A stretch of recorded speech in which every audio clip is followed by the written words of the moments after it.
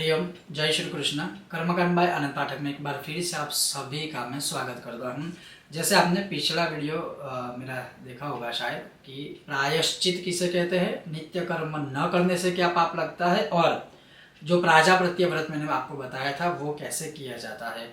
तो कहने का तात्पर्य है, जो मैं इस श्रृंखला में आने वाले समय में या अभी जो श्रृंखला बना रहा हूँ, खास करके व्रत, और कौन से व्रत, प्रायश्चित व्रत के विषय में, जो शब्द आपने बहुत सारे जगहों पर सुने होंगे। तो आज के इस दूसरे भाग में मैं आपको बताने वाला हूँ शांतपन कृच्छ्र व्रत। शांतपन कृच्छ्र व्रत किसे कहते हैं, कब करना चाहिए, क्यों करते हैं, कैसे करना चाहिए, आज इस विषय और वीडियो में बताऊंगा। शुरू करूं उससे पहले, अगर आपको वीडियो विषय पसंद आता है लाइक अवश्य कीजिएगा, शेयर अवश्य कीजिएगा, और चैनल पर नए हो तो सब्सक्राइब करके घंटे का आइकन दबाइएगा ताकि आने वाले हर वीडियो की सूचना आपको प्राप्त हो सके। तो चलिए शुरू करते हैं।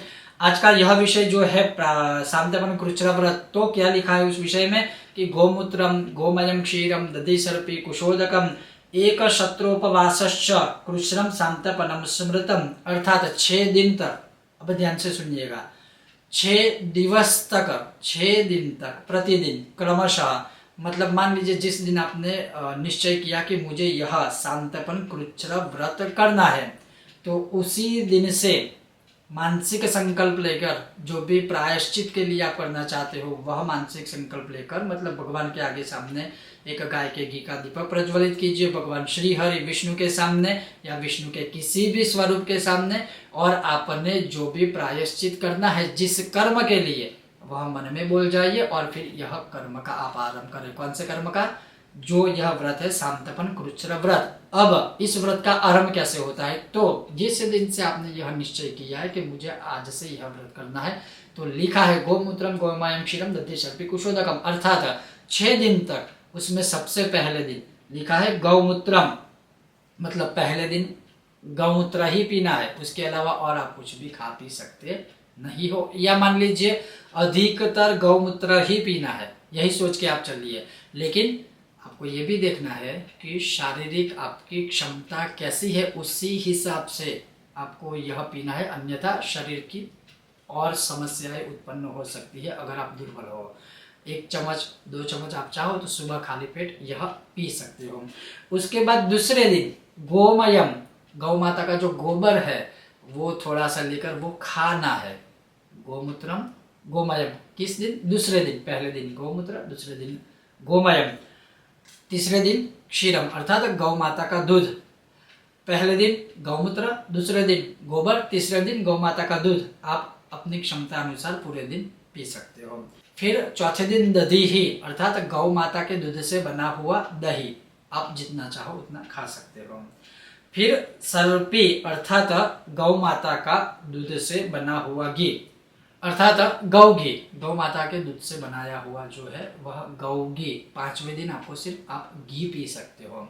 उसके बाद 6ठे दिन कुशोदकम, अर्थात जो कुशा होती है, जो दर्भ होती है, उस वाला पानी। अब कोई पानी ले लीजिए थोड़ा, उसमें कुशा के 2-3 टुकड़े आप छोटे छोटे डाल के दीजिए, फिर वह पानी पीना है। लेकिन कुशा नहीं पीनी है, याद रखिएगा, कुशा को नहीं निगलना है, कुशा युक्त सिर्फ पानी पीना है।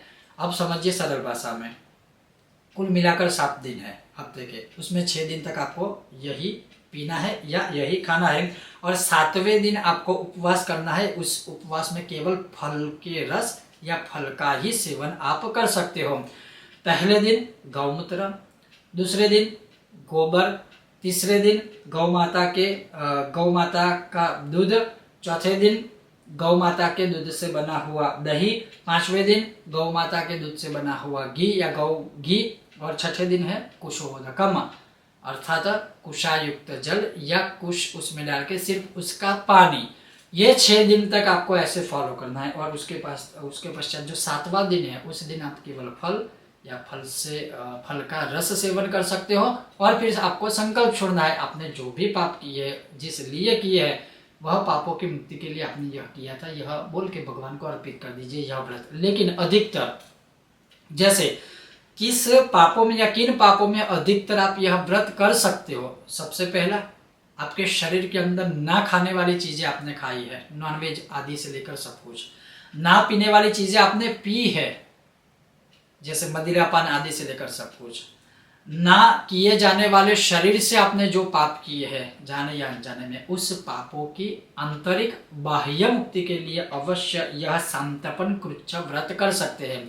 अगर जाने अनजाने में पाप नहीं भी हुए हैं तो देवों की प्रसन्नता के लिए, अपने शरीर को स्वस्थ रखने के लिए इस व्रत को अवश्य हमें करना चाहिए। क्योंकि यह व्रत तो है, यह व्रत शास्त्र में बताया है, यह व्रत हमारे ज्ञान है, लेकिन उस समय हमारे जो साइंटिस्ट ऋषि मुनि थे उन्होंने विज्ञान का ही एक मतलब खोज कर इस व्रत को बताया है। आप ही सोचिए, किसी एक दिन कोई एक चीज़ ही आपको पीनी है, किसी एक दिन एक चीज़ ही आपको खानी है, आपका शरीर मतलब शरीर के अंदर जो भी कचरा है सब निकल जाएगा, शरीर को एक अच्छा आराम मिलेगा और शरीर में कोई रोग होगा ही नहीं।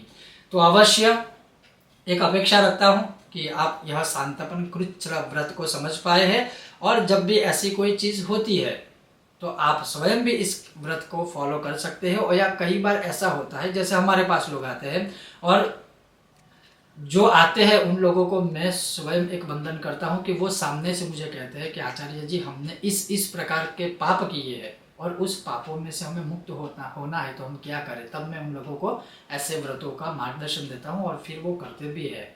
सो अच्छी बात है, व्रतों को करना चाहिए, लेकिन हाँ, गर्भवती महिलाएं यह व्रत नहीं कर सकते हैं।